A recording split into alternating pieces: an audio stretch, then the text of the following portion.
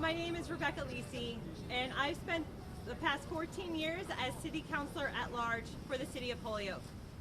I'm here with my husband Damien and our son Lucian.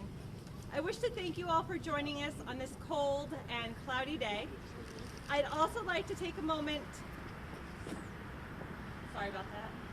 I'd also like to take a moment and acknowledge that we are gathered on Nipmuc and Pecumtuck land. They say a city is only as good as the people who are in it.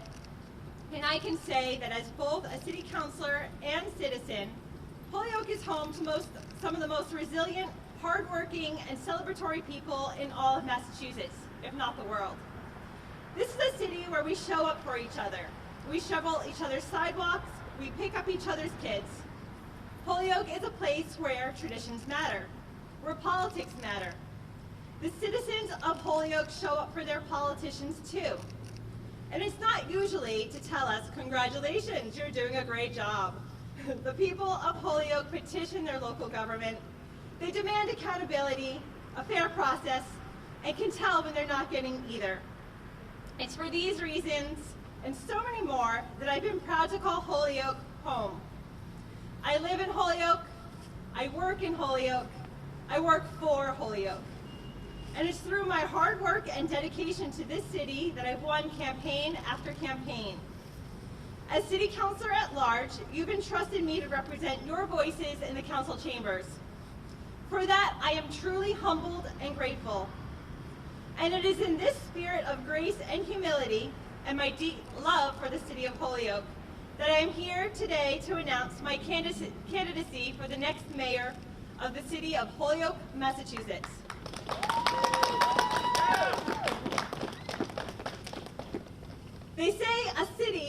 They say city politics, like show business, is all about who you know. Most people know me as City Councilor Rebecca Lisi. I'd like to take a second to introduce you to Rebecca. I was born in Long Island, New York, the firstborn daughter of Joseph and Ellen Lisi. My father, like his father before him, was a beat cop in Manhattan. My mother was a purchasing agent for a medical supply company. Family was very important to them, particularly my mother, and particularly family dinner. Every night, no matter where my brother Dougie and I were, 6 p.m., no excuses, when we heard the bells from St. Thomas Church ring 6 times, we knew we'd better get home. My parents didn't make a lot of money, but what money they did make went into their children.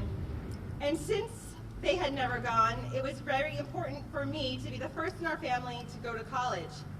I did, though like a lot of students, it took me a while to get my footing. I first came to Massachusetts in 2002, shortly after graduating from Binghamton University with a degree in biology. I just accepted a job as a door-to-door canvasser for Clean Water Action, a nonprofit dedicated to strengthening legislation around the environment and public health. It truly changed my life. It was with Clean Water Action that I learned the value of shoe leather. It was long hours going door to door, year round, talking to people about legislation that may not have been high on their radar. Some canvassers don't last more than a couple of weeks. Me, I moved from canvasser to trainer, to field manager to director, all within a single year.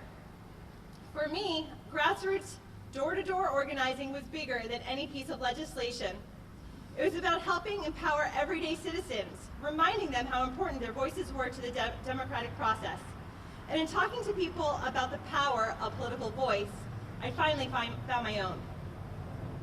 When I moved to our home in Holyoke, I didn't have much besides Damien.